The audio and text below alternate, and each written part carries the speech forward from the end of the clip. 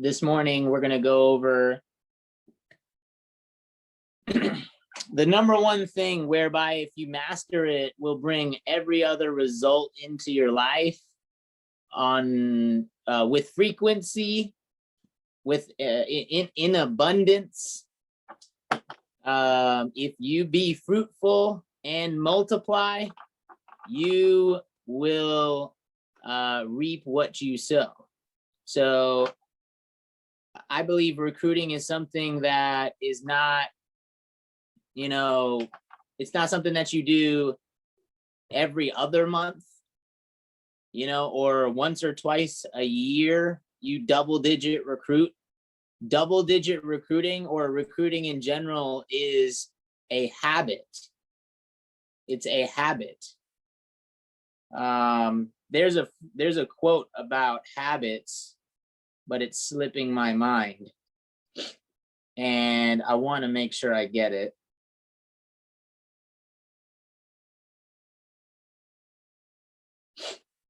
There it is.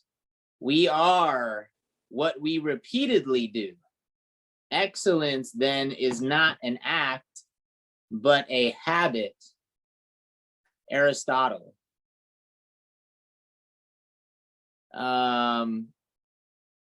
It's interesting, that same guy Aristotle was a ancient Greek philosopher that actually had a lot to do with the emperor Alexander the Great, who ruled entire dynasties. So I'd like to think that there was something said in that quote that had to do with the building of a dynasty that Alexander the Great ruled. We are what we repeatedly do. Excellence then is not an act. So recruiting is not an act. It's a habit. And if you internalize anything, doing anything, internalize working out, it becomes a habit. It becomes a part of the style of which you live your life, your lifestyle. So to internalize something is to make it a part of your daily routine, like brushing your teeth, washing, taking a shower, using the bathroom, eating food. These are all normal things we do on a daily basis that we've internalized. Communicating with our loved ones, saying good morning, saying good night. Normal things. You have to internalize recruiting and make it a part of your daily routine. So let's get into it. Double-digit recruiting is where it begins. Double-digit recruiting is liftoff speed, in a sense, of for your business. The mindset is that recruiting solves all of your problems. Recruiting solves all of your problems, not just some of it, all of them. If somebody wants to make more money, go recruit 10 individuals, and a portion of those 10, they're going to want to get trained, not just want, but need to get trained. They're going to take you to go see people within their family, their friends, their coworkers that you yourself probably would have never met. One thing I find interesting, well, back in the day before we had Zoom, we have winters here where it snows in Virginia, and there might be 5, 6, 7, 8, 10 inches of snow on the ground. And before we had Zoom, we were driving to do KTAs. Some folks, for some folks, that's like old school 90s hip hop. They'll never understand. KTAs are kitchen table appointments. You have to drive, get in your car, pack your bag up, make sure you're organized to do the appointment, pull up, you get nervous, you're knocking on the door, you got to enter their residence. And they were okay with us going in their homes. Okay. And conduct the appointment, being in the presence of somebody is a little different than being, on a screen. So you would go in and then come do your appointment, hopefully get the clothes, and then leave. But what happens when there's 10 inches of snow on the ground? And folks are like coming up with any excuse in the world as to why they can't meet with you, and it's the snow on the ground, and maybe you can't drive because it's just unsafe to drive. They would not let you in their door. But you know who they would let in their door on a snowy day? Their nephew, their coworker, their best friend. And if you recruit their nephew, their best friend, their son, their spouse, they will allow somebody, a friend of their friend, you in this case, into their home, or nowadays on their Zoom. You see how that just instantly changes with credibility? They won't let Josh, the stranger, in, who maybe knocked on a door that you don't know from Adam, but they'll certainly allow the recruit into their door or on their Zoom into their life. That's why recruiting solves everything, because the new recruit brings forth, hopefully if you're in the right market, a ton of credibility. So as the trainer, you leverage their credibility. The trainee leverages your experience and knowledge, and that's called teamwork. So the new recruit helps you find new life insurance transactions. The new recruit helps you find new investments transactions. They're way more willing to give referrals and introductions to their friend, their coworker, their spouse, their son, their nephew, than they are to give straight to Josh, because they don't care about Josh succeeding in business nearly as much as they do their nephew, their coworker, their spouse.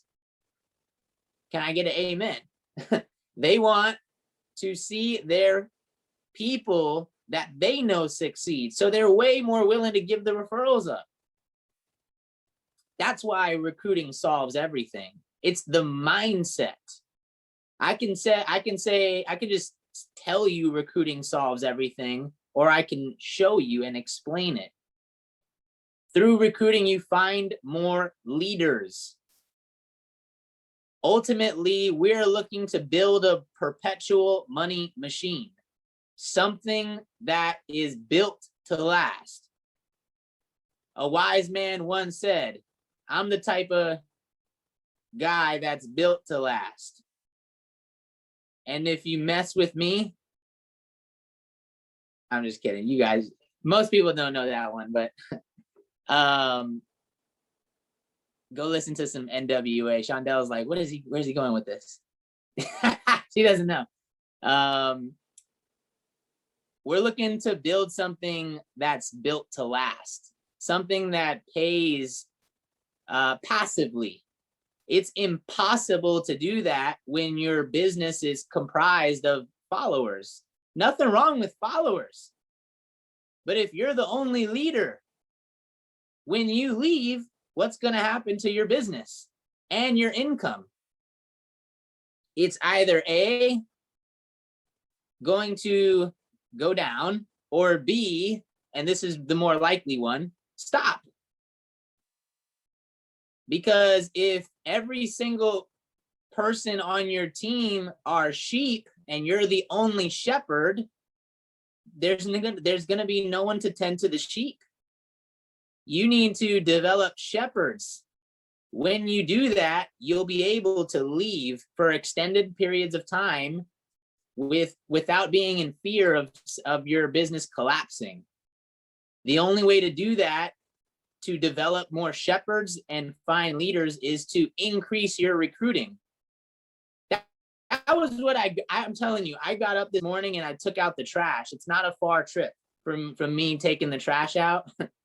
Most men complain. They say, honey, take the trash out. You said you'd take the trash out. I look forward to taking the trash out because for some reason I get like epiphanies during those trips. And when I took the trash out this morning, I started thinking, why hasn't my production crossed over 30,000 in a month? And then it was like mind blowing. It's like, boom. It's because my recruiting hasn't clicked over 30 yet. Mark my words, when our recruiting clicks over 30, the production will follow. I know that. And it's because we'll have more places to go. With more people needing to be trained, go figure. We'll have more places to go. It increases your leadership as well. This entire week, I told this to somebody on my team today or yesterday. I said, because this individual felt a little disappointed with results up until this point. And I said, understood. Number one, frustration is the fertilizer to success. And I find that phrase to be kind of funny too, because what is fertilizer at its core? And it's something you have to go through, right? Fertilizer is something you have to go through to get to success. That's why they say it's the fertilizer to success. But number two, you, as Jim Rohn said, you have to discipline your disappointments. I said that to her because it's not just so that you can keep plowing forward. It's really because when you start recruiting big numbers and you have a team, dude, they're going to have a whole bunch of disappointments. And if you can't discipline your own disappointments, what's going to happen when your team inevitably goes through disappointments and they're depending on you? Mentally, they come to you with a disappointment. They're like, oh my gosh, this person quit. This person didn't show up. They said they would do this. I got a charge back. And then are you going to be like, you know what? You're right. I got a charge back too. This business sucks. Why are we even doing it? You know, like that. That's what recruiting does to you, or for you rather. It either turns you into a pansy and you run away, or B, it increases your leadership and mental capacity on what your ability it increases the size of your cup so it doesn't runneth over of what you're able to deal with. I truly believe the capacity of which you're able to handle will determine the amount of income you're able to earn. I believe that. Always new competition. Okay. We're working on finding new leaders because once we do that and show them the scoreboard where there's a part-time woman that's retired making $11,000 in a month, they get excited and they want to compete. And when somebody on your team wants to compete, especially if you're a regional vice president, it's extremely profitable. It explodes your base shop. And then you end up with, you know, when you truly have recruiting going like a machine, you have time and money. When you're self-employed, right, in this business, you have money, but you're not going to have the time freedom, because you're going to be really like slave to an appointment. Always on another appointment, always on another appointment. One of my close friends, an RVP my age down in Florida, he's doing like 100 by 50,000 right now. He said, and he probably got this from somebody else. He said, one day it's going to be your last appointment ever. It's going to be the last appointment you ever do, for one of two reasons. Number one, you quit. Or number two, you built a machine that can run on its own. Therefore, you'll never have to do another appointment ever again. Only through recruiting can this happen. Only through recruiting can you institute time freedom and freedom of money in terms of where it can get you with massive passive income, right? Every single business recruits, which brings me to the next point here. When somebody tells you that, yeah, next. When somebody tells you, oh, that's that, okay, that's that company where you all the only way you make money is by recruiting somebody else. You recruit someone and they go get someone, and then you get someone under them, and then you get someone under them. And if you could just keep going the whole way. And so people don't understand those two things that Shaq said just now: capitalism and free enterprise. You know why? Because the entire time they grew up in their household and in 12 years of high school and college, not one single person taught them anything about capitalism or free enterprise. They were developed to go into a system that turns them into sheep. The lullaby that rocks them into a slumber of mediocrity. So of course they wouldn't understand how this free enterprise system works. Very few people do. That's why in the orientation, Samir says it's a language like Chinese. If you were born in China, you would speak Chinese. English would be such a foreign concept to you. You'd be thinking like that's the weirdest language in the world, English. Why doesn't everyone speak Chinese? Like, where some people make fun of other people's language, like, English, guy, do you speak it? That's from another movie. If you guys seen, some of you guys know what I'm talking about. But they think that's weird. We might think what they're doing is weird, but when you start speaking entrepreneurship to somebody, they really think it's weird, because only 5% of the world speaks it.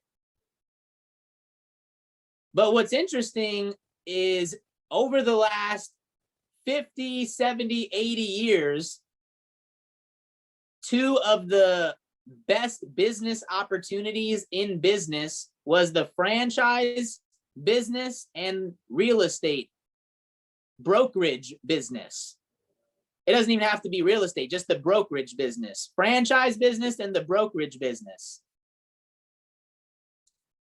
And 70, 80 years ago, a guy with gray hair, diabetes, and all the energy in the world saw an opportunity to develop a worldwide empire by selling 15-cent hamburgers and 10-cent French fries. And all he asked of people was to write him a check for $5,000, and they could own one of the restaurants that sells these burgers and French fries. They didn't know him from Adam, and he was asking for $5,000 checks. Hey, come and basically become a recruiting machine. And so everybody thought it to be a scam because franchises didn't exist in the 50s and the 40s and the 60s. They were brand new. It was only mom and pop restaurants that everybody knew about.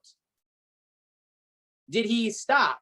No, he continued to plow forward and not listen to anybody else what they thought, because he had a vision and he knew what it can transpire and turn into. So Ray Kroc is his name. He goes out and finds multiple franchisees. Did everybody buy into it? No, as a matter of fact, most didn't. But a few did, and the few that did became small business owners. Big business owner recruits small business owner, franchisee. Did it stop there? No, the pyramid went even further. And small business owner, franchisee, recruits employee. And this became very normal over time. Now, what's interesting is who works the most? The employee. I can't write on this, sorry. I want to write on it. I'll just verbalize it. You should be able to hit annotate. It's all good. The employee works the most. How much do they earn? $12 to $15 to $20 per hour. If you're a general manager, $30 an hour. Wow. $60,000 a year maximum if you're an employee of the franchise. $60,000 per year. They work the most. They work the most. Now, how much does the franchisee work? Never, because the franchisee recruited employees to run the joint and therefore can be on the beach in Hawaii. They make 500 to $1 million. Big business owner in the billions with a B. And so some folks go, well, Josh, that's just the franchise industry. I got you. I'm with you. What about the brokerage model? See, everybody and their mama back in the day would buy from a suited and booted up guy when it comes to a house. They would never buy a home from a part-time housewife. But as time progressed, Remax comes along and says, wait a second, I don't want to be limited to just suited and booted guys. What if we can give everyone an opportunity to get a license, even part-time housewives or husbands, because I want to be politically correct, right? What if we give the opportunity to everybody? And they create a distribution hub for people to come and buy homes from anyone and everyone under the name Remax. Big business owner recruits small business owner, the broker. The broker understands that they can only be in one place at a time. They only got 24 hours in their day. So they're limited on how many houses they themselves can sell. So eventually they figured it out. Could the pyramid stop there? No, the pyramid drives even further. Small business owner, or broker in this case, recruits agents. And how many agents can the broker recruit? As many as possible, as many as he wishes, as many as it takes for him to reach his financial goals. And in the process, he may have brought some people from $12, $15, $20 an hour jobs, maybe teachers, maybe police officers, to come and sell houses in his brokerage firm. And they take their $40, $50, $60,000 a year income as employees to six-figure incomes as agents that are self-employed within the real estate brokerage model. Are they happy? Absolutely. They have more time than the 9 to 5 that they were enslaved to. So they're happy. Therefore, the broker makes more money without needing to be there on the sale. Agent, 6 figures a year. Broker, $500,000 to $1 million. Big business owner, $1 billion. Now, let's say, in conclusion, guys, let's say that Josh, little old Josh, 18-year-old Josh Perez, 30-year-old Josh Perez, 40-year-old Josh Perez, 50-year-old Josh Perez, doesn't matter, who has had a job. I have experience working for somebody else, and I'm like, I'm tired of it. I'm tired of being told what to do. I'm tired of being overworked and underpaid. I'm tired of there being a cap to my income. I'm tired